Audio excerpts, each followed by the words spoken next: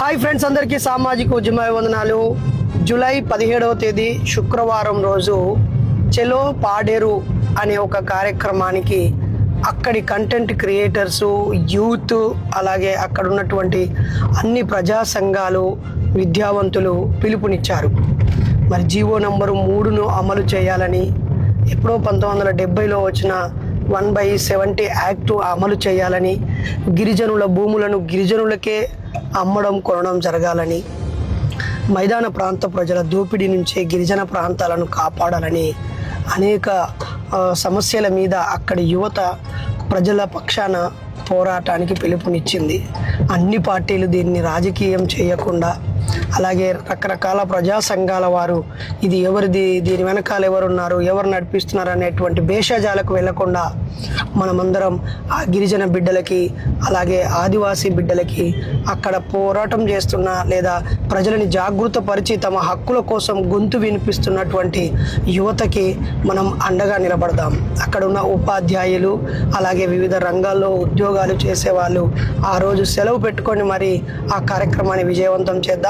కొంతమంది గిరిజనేతరులు సుప్రీంకోర్టును ఆశ్రయించి మరి ఈ గిరిజన ప్రాంతాల్లో భూమిని అమ్మడం కొనడం సరళతరం చేయాలని మైదాన ప్రాంత ప్రజలకి దారులు తెరిచే కుట్రలు జరుగుతున్నాయి. అదే జరిగితే ఆ అందమైన ప్రకృతి ఒడిలోకి వ్యాపారవేత్తలు దూరిపోయి ఈ మైదాన ప్రాంతపు జిత్తుల మారి తెలివి కల్ల వ్యాపారవేత్తలు వాళ్ళ నేల కింద ఉన్న భూమిని మాయం చేస్తారు.